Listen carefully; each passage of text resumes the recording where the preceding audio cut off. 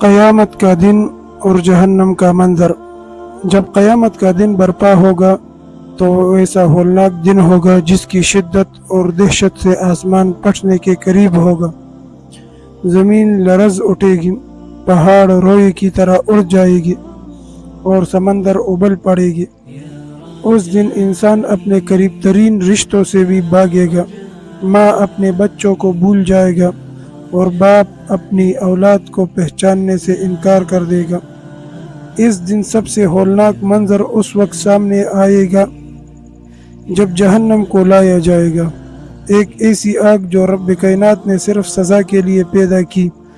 جب جہنم کو میدان محشر میں کھینچ کر لایا جائے گا تو وہ ایسی زوردار آواز میں چنگاڑی گی کہ اس کی گرج 500 سال کی مسافت پر سنے گی جائے گی۔ ہر نبی، ہر ولی، ہر نیک و بد سب کانپ جائیں گے۔ قرآن پاک میں ارشاد ہوتا ہے وَتَرَى كُلَّ أُمَّةٍ جَاثِيَةً، اور آپ دیکھیں گے کہ ہر امت گھٹنوں کے بل گری ہوئی ہوگی۔ جہنم کی چیخ ایسے بھیانک ہوگی کہ انسان تو کیا، انبیاء کرام علیہ السلام بھی نفسی نفسی پکار اٹھے گی۔ ہر نفس خوف کا عالم ہوگا، ہر شخص کو اپنے انجام کی فکر ہوگی، کوئی کسی کی سفارش نہ کرے گا، سب اپنے اپنے اعمال کے بوجھ تلے دبے ہوئے ہوگے، مگر اس عالم میں ایک ذات ایسی ہوگی جو صرف اور صرف اپنے ماننے والوں کے لیے فکر مند ہوگی۔ وہ ذات امام الانبیاء رحمۃ اللہ علیہ حضرت محمد مصطفیٰ صلی اللہ علیہ وسلم کی ہوگی، جو اس ہولناک دن میں بھی امتی امتی پکارے گی۔ جہنم کی لپٹیں آسمان تک جائے گی، آگ پہاڑوں کی طرح بڑھے گی، اور جب وہ امت محمدیہ کی طرف بڑھے گی تو امت چیخ اٹھے گی، اے اللہ، نمازیوں کے صدقے، حاجیوں کے طفیل، روزہ دار کے واسطے، تجھ سے ڈرنے والوں کی خاطر ہمیں اس آگ سے بچا لے۔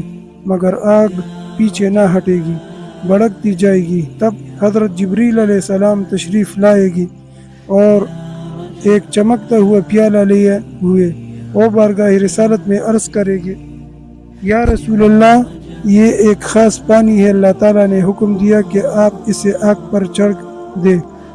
حضور صلی اللہ علیہ وسلم جب وہ پانی آگ پر چڑھے گے تو وہ ہولناک جلی ہوئی جہنم کی آگ فوراً بجھ جائے گی۔ پھر رسول اللہ صلی اللہ علیہ وسلم پوچھے گی، اے جبریل، یہ کیسا پانی تھا جس نے جہنم جیسی آگ کو بجھا دیا؟ حضرت جبریل علیہ السلام عرض کرے گی، یا رسول اللہ، یہ آپ کے ان گناہگار امتیوں کے آنسو ہے جو اللہ تعالیٰ کے خوف سے راتوں کو رویا کرتے تھے۔ یہ ان دلوں کے آنسو ہے جو سچے ندامت سے بہے۔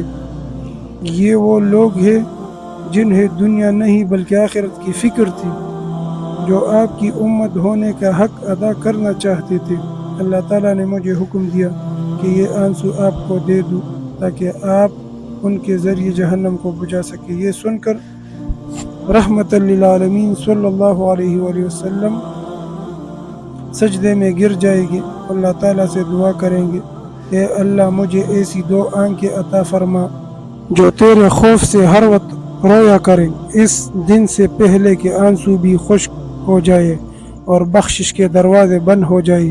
یہ واقعہ ہمیں بتاتا ہے کہ نجات صرف عمل سے نہیں بلکہ اللہ تعالیٰ کے خوف سے نکلنے والے خالص آنکھوں سے بھی ممکن ہے۔ وہ آنسو جو تنہائی میں بہتے ہیں، جنہیں کوئی نہیں دیکھتا مگر رب العزت جانتا ہے، وہی آنسو قیامت کے دن جہنم کی آگ کو بجھانے والے ہوں گے۔